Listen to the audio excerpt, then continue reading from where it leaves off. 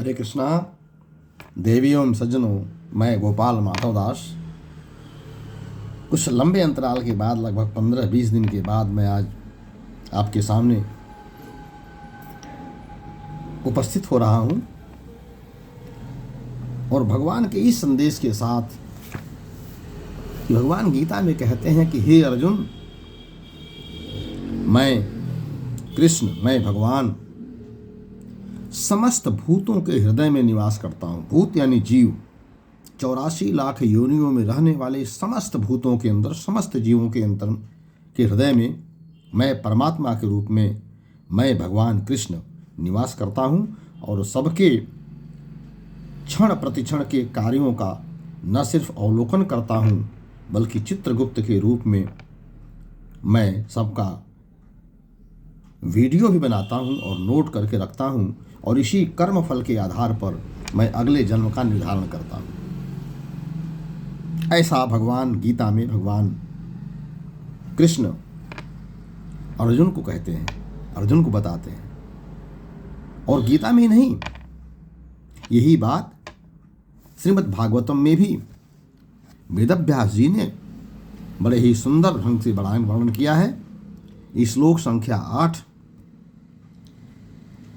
स्कंध 1, जहाँ वो कहते हैं कि केचित स्वदेहांत हृदयावकाशे, केचित स्वदेहांतर हृदयावकाशे प्रादेश मात्रम पुरुषम प्रसन्नम, क्षमा करें, प्रादेश मात्रम पुरुषम वसंतम चतुर्भुजम कंच रथांग शंख गदाधरम धारया अस्मरन्ति, गदाधरम धारणया अस्मरन्ति।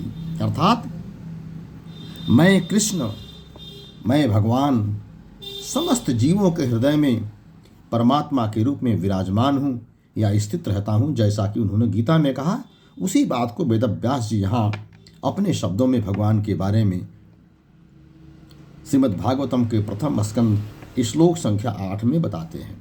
और वहाँ वो बताते हैं कि भगवान जो आपके हमारे हृदय में विराजमान है, उनकी क्या लंबाई है, क्या चौड़ाई है, क्या आकार है, क्या स्वरूप है उनका। और वहाँ साफ साफ लिखते हैं कि चतुर्भुजम, वो चतुर्भुज रूप में है, शंख चक्र गदा पद्म का धारण किए हुए 8 इंच के भगवान। भगवान की लंबाई क्या है? 8 इंच की लंबाई है उनकी।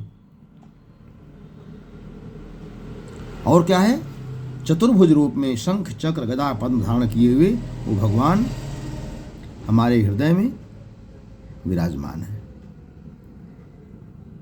वही भगवान जो हमको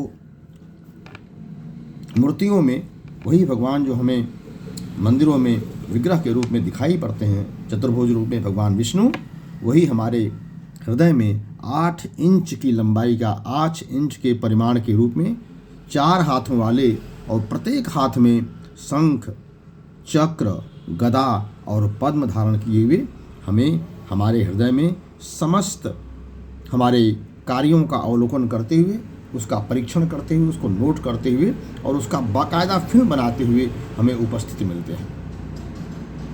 तो इससे क्या, इस श्लोक से, चाहे वो भगवत गीता का श्लोक हो, चाहे श्रीमद् भागवतम का श्लोक है, इससे संदेश क्या मिलता है हमको, आपको? भगवान आखिर बताना क्या चाहते हैं हमको? आपको बताना ये चाह रहे हैं मित्रों कि आप अपने जीवन में दिन में, रात में, सोते जागते, कार्य रूप में, विचार रूप में, आकाश में, पाताल में, अंधकार में, गुफा में, जहाँ कहीं भी हैं, जिस भी रूप में हैं, जो भी आप चिंतन कर रहे हैं, आपके जो भी आप कर्म कर रहे हैं, चाहे वो वैचारिक कर्म कर रहे हों, चाहे वो कायिक मानसिक कर्म कर रहे हों, अच्छा कर्म बुरा कर्म जो भी आप कर रहे हैं, आपके प्रत्येक कार्यों को भगवान न सिर्फ देख रहे हैं बल्कि आपके कार्यों को स्वयं नोट कर रहे हैं। इसके लिए उन्होंने किसी को अपना सहायक नियुक्त नहीं किया है, किसी को प्रभारी नियुक्त नहीं किया है, वो स्वयं इसे नोट कर रहे हैं। तो हमें क्या करना है? जब भगवान स्वयं हमारे कार्यों को नोट कर रहे हैं तो हमें अपने कार्यों का स्वयं अवलोकन करना चाहिए, अपने कार्यों पर स्वयं ध्यान देना चाहिए कि हमसे कोई गलत काम न हो जाए, या कोई गलत काम हो जाए तो तत्काल भगवान से प्रायश्चित किया जाए, क्षमा मांगा जाए, और यदि अच्छा काम हो जाए तो भगवान के चरणों में समर्पित कर दिया जाए। अगर हम अपने बुरे कर्मों को, अच्छे कर्मों को, चाहे वो वैचारिक हो चाहे कायिक हो, दोनों ही कर्मों को भगवान के चरणों में समर्पित कर देते हैं तो हमें कर्म फल का बंधन से हम मुक्त हो जाएंगे, हमें कर्म फल का बंधन नहीं लगेगा। और जब कर्म फल का बंधन होता है तभी मनुष्य, तभी जीव इस संसार में 84 लाख योनियों में भटकने के लिए विवश होता है। यदि कर्म फल का बंधन न हो तो हम मुक्त हो जाएं और सीधे भगवत धाम चले जाएं, जो मनुष्य जन्म पाने का, हमारा मानव शरीर पाने का जो परम लक्ष्य है। भगवान ये कहना चाहते हैं कि हम आपके सारे कार्यों को न सिर्फ देख रहे हैं बल्कि नोट भी कर रहे हैं, इसलिए कृपा करके आप अपने कर्मों को सुधार लें, अपने कर्मों का अवलोकन करें, स्वयं अच्छे कर्म करें, दूसरों को दुख न दें, कष्ट न दें, दूसरों का नुकसान न पहुंचाएं, चाहे वह मन से हो, चाहे वाणी से हो, चाहे विचार से। दूसरों को, दिलों को दुखाएं नहीं, और यदि दुख जाए जाने अनजाने तो आप क्षमा मांग लें, क्योंकि यहाँ का मांगा हुआ क्षमा वो कम दंडनीय है। भगवान के द्वारा जो दंड दिया जाएगा उसका वो ज़्यादा कठोर है। इसलिए संसार में किए गए समस्त कर्मों के लिए, चाहे वह बुरे कर्म हों, चाहे वह किसी प्रकार के अनुचित कर्म हों, उन कर्मों को जिनके प्रति आप कर रहे हैं उनसे समय रहते क्षमा मांग लीजिए, उनसे प्रायश्चित कर लीजिए, तो आप सस्ते में निपट जाएंगे। और यदि आपने यह विचार कि अच्छा कर्म है या बुरा कर्म है, दोनों को आपने भगवान के चरणों में समर्पित कर देने की आपने अभ्यास कर लिया, तो समझिए कि आप जीवन मुक्त इसी संसार में हो जाएंगे और यहीं से सीधे भगवत धाम जाएंगे, जो मनुष्य जन्म पाने का चरम लक्ष्य है, मानव जीवन पाने का, मानव देह पाने का चरम लक्ष्य है, जिसके लिए देवता भी तरसते हैं।